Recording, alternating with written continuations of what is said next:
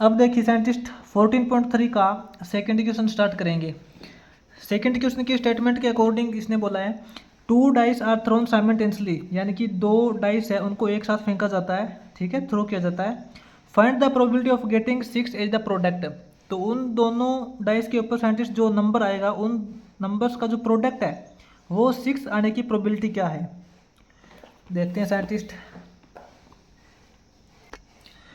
तो साइंटिस्ट जो according to question है, क्वेश्चन के अकॉर्डिंग मान लेते हैं अपने पास 2 डाइस है, ठीक है। इन दोनों डाइस को हम जब थ्रो करते हैं तो इस पे भी नंबरिंग 1 to 6 होती है, इस पे भी नंबरिंग 1 to 6 होती है। तो साइंटिस्ट दोनों को थ्रो करेंगे तो अपना सबसे पहले तो ये देखिए सिंपल स्पेस क्या बनेगा। सिंपल स्पेस क्रिएट कर लेते हैं। सिंपल स्पेस साइंटिस्ट आपको अच्छे से पता है, फर्स्ट डाइस से मान लेते हैं 1 आ सकता है तो सेकंड से भी 1 आ सकता है, 1 से 1, ठीक है। 1 फर्स्ट से 1 आ सकता है, सेकंड से 2 आ सकता है, 1 से 2 हो जाएगा, अप टू 1 से 6 हो जाएगा, ठीक है। इसी प्रकार साइंटिस्ट चलते चलते आगे हम करेंगे कि सेकंड डाइस से 6 आ जाएगा, 6 से 1 हो सकता है, अप टू 6 से 6 हो सकता है। साइंटिस्ट सिंपल स्पेस तो आपको अच्छे से क्रिएट करना आता है, आप बना सकते हो उसे, ठीक है। अब बात करते हैं कि इस टोटल सिंपल स्पेस में से ऐसे कितने मतलब इवेंट्स है जिसका प्रोडक्ट है वो 6 आ जाए, प्रोडक्ट है वो 6 आ जाए। तो साइंटिस्ट लेट मान लेते हैं इवेंट ई है, ठीक है, event E be the event such that, इस प्रकार की इवेंट है दैट की प्रोडक्ट ऑफ नंबर शोन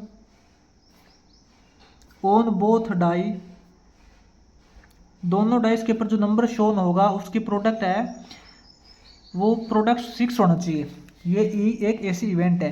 तो साइंटिस्ट ई इवेंट के सैंपल पॉइंट क्या बनेंगे, ई इवेंट के जो साइंटिस्ट अपने सैंपल पॉइंट बनेंगे वो क्या हो जाएंगे, देखिए इनके प्रोडक्ट साइंटिस्ट 6 प्रोडक्ट कब आ सकता है, आगे तो साइंटिस्ट 1 है तो 1 6 हो, एक तो सैंपल स्पेस हो जाएगा, सैंपल पॉइंट बन जाएगा 1 और 6, क्योंकि 1 और 6 की मल्टीप्लाई करेंगे तभी 6 आ सकता है। सेकंड में फिर 2 और 3 का हो सकता है, फर्स्ट डाइस पे 2 आए और सेकंड डाइस पे 3 आए तो 2 into 3 करोगे तो 6 आ सकता है।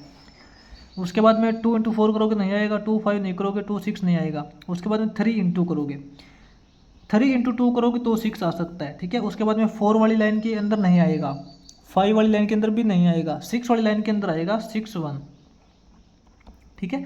ये साइंटिस्ट अपने पास सिंपल पॉइंट बन जाएंगे। ये इवेंट है जिसका प्रोडक्ट करेंगे तो 6 आएगा। अब इसकी प्रोबेबिलिटी निकालनी है, प्रोबेबिलिटी निकालेंगे साइंटिस्ट इवेंट ई की। तो इवेंट ई के फेवर में कितने केस है, 1 2 3 4, ठीक है, 4 ही पेयर बने अपने पास यहाँ पे। 4 upon scientist total sample space कितने हैं, टोटल सैंपल स्पेस आपको पता है 36 है। इसके अंदर सैंपल स्पेस निकालने या तो आपको अच्छे से पता है, अगर नहीं निकालने आते तो मैं बता देता हूँ। मान लेते हैं कि 2 डाइस है अपने पास, 2 डाइस को छोड़िए, आप एक बात सोचिए कि 1 डाइस है, एक डाइस को जब हम थ्रो करेंगे तो अपने पास कितने इवेंट हो सकती है, टोटल नंबर ऑफ इवेंट कितनी हो सकती है, 6 इवेंट हो सकती है। या तो 1 आ सकता है या फिर 2 आ सकता है या फिर 3 आ सकता है, 4 5 6, ठीक है। एक डाइस को थ्रो करने के बाद अपने पास टोटल 6 इवेंट हो सकती है। अब 2 डाइस थ्रो किए हैं, या तो 2 डाइस को एक साथ थ्रो कर लो या फिर एक डाइस को 2 बार थ्रो कर लो, एक ही बात है, ठीक है।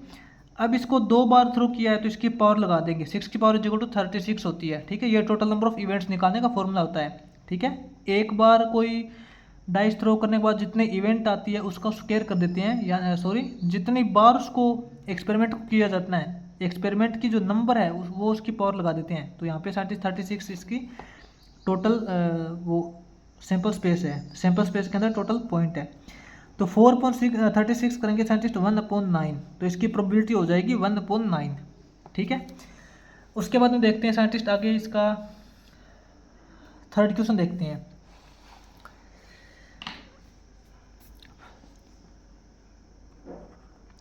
साइंटिस्ट थर्ड क्वेश्चन की स्टेटमेंट रीड करिए।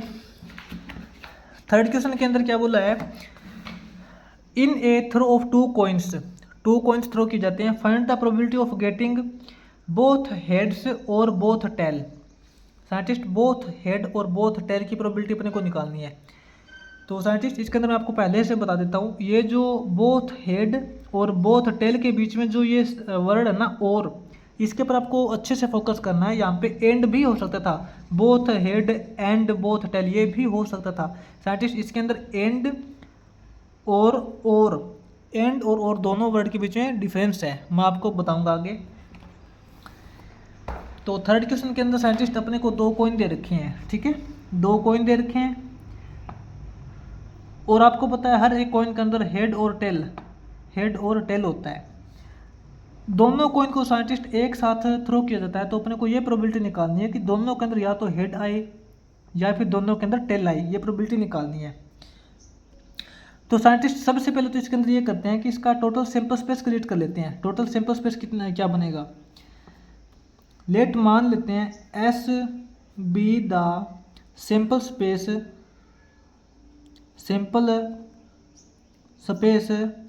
Of all possible outcome. Scientist sample space का तो आपको अच्छे से पता है, सैंपल स्पेस क्या होता है, जितने भी एक्सपेरिमेंट के अंदर टोटल इवेंट जितनी हो सकती है उसके नंबर। तो साइंटिस्ट इसके अंदर टोटल कितने इवेंट हो सकती है, सैंपल स्पेस इसका बनेगा। टोटल इवेंट हो सकती है कि या तो फर्स्ट से एच आ जाए, सेकंड से टेल आ जाए, या फिर फर्स्ट से टेल आ जाए, सेकंड से हेड आ जाए, या फिर दोनों से टेल आ जाए, या फिर दोनों से हेड आ जाए। टोटल सैंपल स्पेस इसके ये बनेंगे, ठीक है। आपको अगर चेक करना हो अगर अपने सैंपल स्पेस सही बनाए हैं या नहीं बनाए, तो ये देखिए, एक कॉइन को जब हम एक बार थ्रो करेंगे तो अपने पास 2 ही इवेंट आएगी, या तो हेड आएगा या फिर टेल आएगा। एक बार इसको थ्रो करने के बाद अपने पास टोटल नंबर ऑफ इवेंट कितनी होती है, 2 होती है। अब इसको 2 बार थ्रो किया जाता है, एक्सपेरिमेंट को 2 बार किया जाता है, तो इसकी पावर लगा देंगे 2 की पावर 2 करेंगे 4, ठीक है। टोटल नंबर ऑफ इवेंट कितनी हो जाएगी, 4, 1 2 3 4, ठीक है। अपना सैंपल स्पेस बिल्कुल ठीक है। अब अपने को प्रोबेबिलिटी निकालनी है। लेट मान लेते हैं H B the event, H एक ऐसी इवेंट है सच दैट दोनों कॉइन है वो हेड शो करे, ठीक है। एच एक ऐसी इवेंट है सच दैट इस प्रकार की बोथ कॉइन शो हेड, ठीक है। दोनों कॉइन के ऊपर हेड आने की इवेंट मान लेते हैं एच है, तो इसकी प्रोबेबिलिटी क्या हो जाएगी, प्रोबेबिलिटी एच की, यानी कि दोनों एच होने की प्रोबेबिलिटी क्या है, दोनों एच तो अपने पास साइंटिस्ट एक ही है, यहाँ पे दोनों एच आने की जो मतलब इसके फेवर में कितने नंबर है, एक ही है, ठीक है। 1 अपॉन टोटल सैंपल स्पेस के अंदर टोटल सैंपल पॉइंट कितने हैं, यानी कि टोटल इवेंट कितनी है, 1 2 3 4 4, तो इसकी प्रोबेबिलिटी तो 1/4 हो जाएगी। इसी प्रकार साइंटिस्ट हम ये लिखेंगे कि जो आगे आप लिख सकते हो, let T be the event such that both coin show tail, ठीक है। टी क्या हो जाएगी, टी वो इवेंट हो जाएगी जिसके अंदर दोनों कॉइन है वो टेल शो करे। तो प्रोबेबिलिटी ऑफ टेल की कितनी हो जाएगी, दोनों टेल भी अपने पास यहाँ पे एक ही इवेंट है, एक ही सैंपल पॉइंट है, 1/1 2 3 4 करोगे 1/4 हो जाएगा। अब साइंटिस्ट बात करते हैं इसकी, ये तो अलग अलग प्रोबेबिलिटी आई है, ठीक है। दोनों के ऊपर हेड आने की प्रोबेबिलिटी ये है और दोनों के ऊपर टेल आने की प्रोबेबिलिटी ये है। अब अपने को वो प्रोबेबिलिटी निकालनी है जो इसने बोला है, क्या बोला है, बोथ हेड और बोथ टेल, बीच में और लगाया है। अपने को क्या निकालना है, अपने को प्रोबेबिलिटी निकालनी है बोथ हेड और बोथ टेल, ठीक है। तो साइंटिस्ट इसके अंदर क्या होता है, और का मतलब होता है प्लस, आप यहीं से ही नोट कर लेना अच्छे से, आगे आपको काम आएगा। मैंने आपको बताया था और एक दूसरा होता है एंड, इन दोनों के बीच में डिफरेंस आपको अच्छे से पता होना चाहिए। और का मतलब होता है प्लस, एंड का मतलब मल्टीप्लाई, ठीक है। या तो हेड आना चाहिए दोनों के अंदर या फिर टेल आना चाहिए, इसकी प्रोबेबिलिटी क्या है, इसके बीच में और लगा हुआ है। तो साइंटिस्ट हेड आने की प्रोबेबिलिटी क्या है, देखिए, probability of H plus probability of tail, ठीक है। और लगाए तो दोनों प्रोबेबिलिटी के बीच में प्लस का सिंबल लगेगा, क्योंकि दोनों की प्रोबेबिलिटी जुड़ जाएगी, ऐड हो जाएगी, ठीक है। क्योंकि चांस तो बढ़ जाएंगे ना, या तो हेड आ सकता है, इसने बोली या तो हेड आना चाहिए या फिर टेल आना चाहिए, यानी कि इसकी प्रोबेबिलिटी थोड़ी चांस से बढ़ जाएंगे। हेड आ गया तो भी काम चल जाएगा, टेल आ गया तो भी काम चल जाएगा, यानी कि प्लस हो जाएगा ये। तो साइंटिस्ट इसके अंदर 1/4 प्लस इसकी प्रोबेबिलिटी 1/4, 1/4 प्लस 1/4 करोगे तो 2/4 हो जाएगा, यानी कि 1/2 हो जाएगा। ठीक है, तो साइंटिस्ट दोनों हेड या फिर दोनों टेल आने की प्रोबेबिलिटी अपने पास यहाँ पे हो जाएगी 1/2। आगे साइंटिस्ट इसका फोर्थ क्वेश्चन है।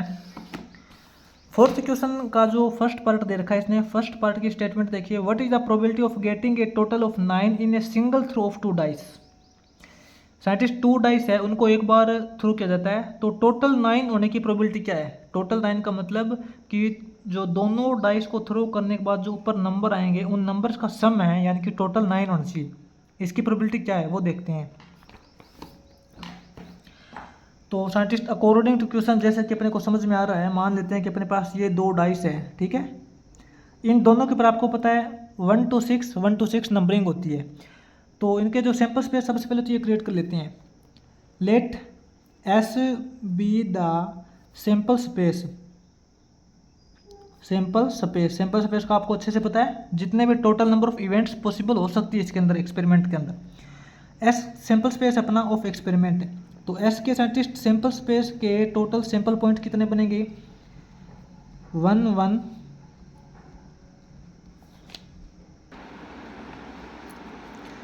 ये साइंटिस्ट इसका टोटल सैंपल स्पेस हो जाएगा, ठीक है। अब अपने को एक इवेंट ऐसी देखनी है जिसके अंदर टोटल सम 9 आना चाहिए, यानी कि जो दोनों डाइस ऊपर नंबर शो करेंगे उन नंबर्स का जो सम है वो 9 आना चाहिए।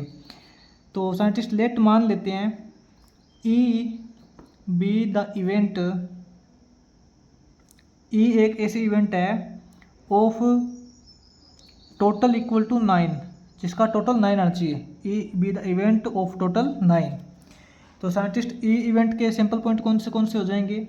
ई इवेंट के जो सैंपल पॉइंट बनेंगे अपने, जो साइंटिस्ट टोटल का सम देखिए, इसमें तो सम 9 आएगा नहीं ना, इसमें आएगा, इसमें हो सकता है। देखिए 3 + 6 करोगे 9, एक तो सैंपल पॉइंट बनेगा 3 और 6, उसके बाद में 4 + 5 करेंगे 9 हो जाएगा, उसके बाद में 5 + 4 करेंगे तो 9 होगा, उसके बाद में 6 + 3 करोगे तो 9 होगा, ठीक है। ये इसका सैंपल पॉइंट बन जाएगा इवेंट ई का, ये वो सैंपल पॉइंट है जो कि टोटल सम 9 दे रहे हैं। तो अब इसकी साइंटिस्ट प्रोबेबिलिटी निकालनी है। तो scientist probability of event E, probability of event क्या हो जाएगा, प्रोबेबिलिटी ऑफ इवेंट हो जाएगा 1 2 3 4। सैंपल पॉइंट कितने हैं, जो 9 कौन से सैंपल पॉइंट दे रहे हैं 4, 1 2 3 4 सैंपल पॉइंट है। अपॉन में टोटल सैंपल पॉइंट कितने हैं सैंपल स्पेस के अंदर 36, ठीक है। 4/36 = 1/9, ठीक है। तो इसकी साइंटिस्ट टोटल 9 देने वाले 4 सैंपल पॉइंट है, जिसकी प्रोबेबिलिटी हो जाएगी 1/9। तो अब साइंटिस्ट ये देखिए, ये तो अपना यहाँ पे फोर्थ क्वेश्चन का फर्स्ट पार्ट था, ठीक है, फोर्थ क्वेश्चन का फर्स्ट पार्ट। अब आगे फोर्थ क्वेश्चन का अपना सेकंड पार्ट देखते हैं। फोर्थ क्वेश्चन का साइंटिस्ट सेकंड पार्ट है, इसमें देखना आप, इसने बोला ए डाई इज थ्रोन ट्वाइस। एक डाइस है वो ट्वाइस यानी कि डबल बार उसको थ्रो किया जाता है। What is the probability that at least 1 of 2 throw comes up with number 3। तो साइंटिस्ट एक डाइस को 2 बार थ्रो किया जाता है, तो कम से कम एक डाइस में तो 3 आना ही चाहिए, इसकी क्या प्रोबेबिलिटी है। तो साइंटिस्ट इसने बोला एटलीस्ट, कम से कम एक बार 3 तो आना ही चाहिए, दोनों बार 3 भी आ जाए तो भी कोई प्रॉब्लम नहीं है, ठीक है। तो साइंटिस्ट बिल्कुल सेम इजी है। मान लेते हैं कि एक डाइस को 2 बार थ्रो किया जाता है या फिर 2 डाइस को 1 बार थ्रो किया जाता है। मैं आपको बार बार बता रहा हूँ, दोनों के अंदर कोई डिफरेंस नहीं है। चाहे तो आप एक डाइस को 2 बार थ्रो कर लो या फिर 2 डाइस लेके 1 बार थ्रो कर लो, ठीक है। इसने एक डाइस को 2 बार थ्रो किया है, ठीक है। तो इसके सैंपल पॉइंट तो देखिए आपको पता है यही बनेंगे, सैंपल पॉइंट तो आपको अच्छे से पता है यही बनेंगे, ठीक है। Let S be the sample point, S be the sample space, ठीक है। सैंपल स्पेस आपको अच्छे से पता है, total number of possible outcome कितने आ सकते हैं। तो सैंपल स्पेस साइंटिस्ट इसके हो जाएंगे अपने पास 1 से 1 अप टू 1 से 6 तक हो सकता है, और इस तरफ अप टू अपने पास 6 1 से लेके अप टू 6 6 तक। ये तो इसके सैंपल पॉइंट आपको अच्छे से पता है। सैंपल स्पेस के अंदर ये सैंपल पॉइंट है। अब साइंटिस्ट ऐसी इवेंट लेनी है let E be the event, E be the event है ऑफ एटलीस्ट 3। ई एक ऐसी इवेंट है जिसके अंदर कम से कम एक बार तो 3 आने चाहिए। तो ई इवेंट के साइंटिस्ट सैंपल पॉइंट क्या बनेंगे, ई इवेंट के जो सैंपल पॉइंट बनेंगे देखिए, कम से कम एक बार 3 आना चाहिए, 1 3। एक तो अपने पास 1 3 हो जाएगा, उसके बाद में 2 3 हो जाएगा। दोनों डाइस में से एक डाइस के ऊपर तो 3 आना ही चाहिए कम से कम, दोनों के ऊपर 3 आ जाए तो फिर और भी अच्छी बात है, ठीक है। दोनों पे भी 3 हो सकता है, 3 1 3 2 3 3, ठीक है। यहाँ पे दोनों के ऊपर 3 कर दिया। आप ऐसे मत सोचना कि इसके अंदर दोनों में 3 है तो आप ये नहीं लोगे, नहीं, आपको ये भी लेना पड़ेगा। 3 3 हो जाएगा, 3 4 हो जाएगा, 3 5 हो जाएगा, 3 6 हो जाएगा, ठीक है। उसके बाद में अपने पास यहाँ पे 4 3 हो जाएगा, और उसके बाद में 5 3 हो जाएगा, और 6 3 हो जाएगा।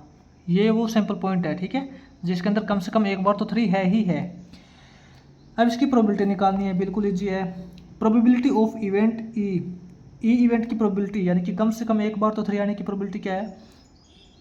ई इवेंट के सैंपल पॉइंट कितने हैं, 1 2 3 4 5 6 7 8 9 10 11 अपॉन टोटल सैंपल स्पेस के अंदर टोटली पॉसिबल आउटकम 36, 11.36 हो जाएगा ये, ठीक है।